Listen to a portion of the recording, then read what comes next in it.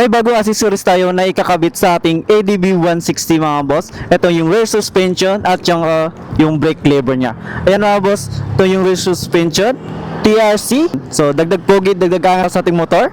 Tapos itong brake lever mga boss na CNC from TRC Racing. Napakaganda mga boss. Papalitan natin yung brake lever natin from black to silver.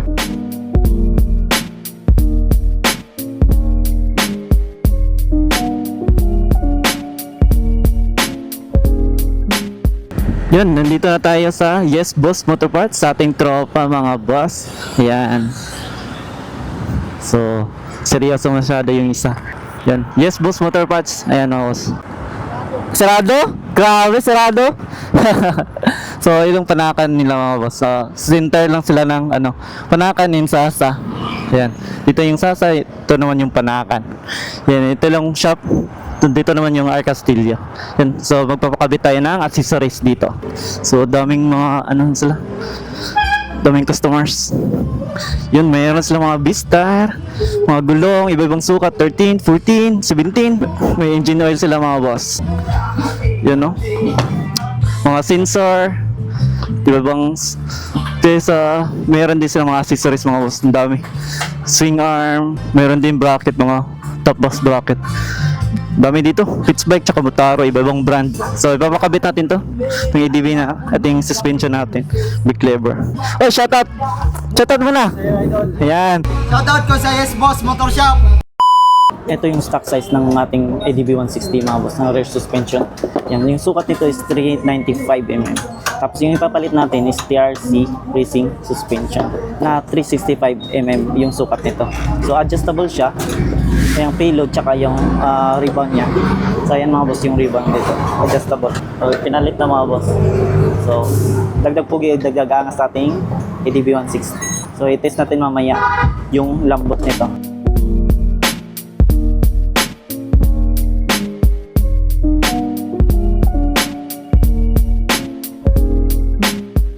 Naikabit na natin yung TRC Racing natin na suspension. So magpapalit din tayo ng brake lever.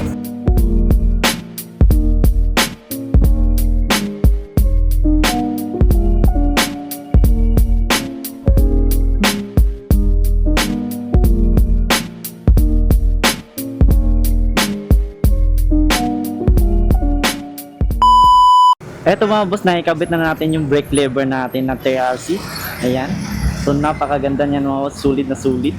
Tsaka yung rear suspension natin na TRC din, na fully adjustable. Napakaganda at napakaangas. Ayan. So yung adjustable siya dito mga boss. Adjust na kay Touch. Adjust na kay Touch. Ang dire? Sige. Mapapo-play ba? So i-adjust yung ribbon namin para maganda yung play. Tsaka dito.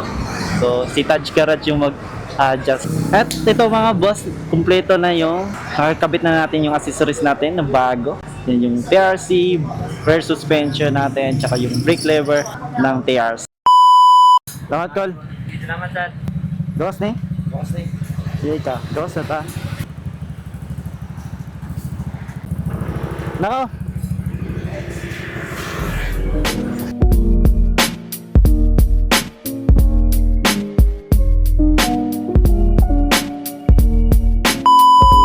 Parang walang pinagbago yung height ng ating pinalit na suspension mga boss, no? Kasi hindi siya flat-footed pa rin yung aking position. Kasi yung dati na shock o Showa or yung genuine, so ganun pa din yung footed ko mga boss sa baba. So hindi siya flat. Yung height ko 5'7" mga boss, no? Parang wala nang pinagbago. Kahit 365mm yung rear shock na TRC na ginamit natin. So yung genuine is 395. So parang walang pinagbago lang. Yan.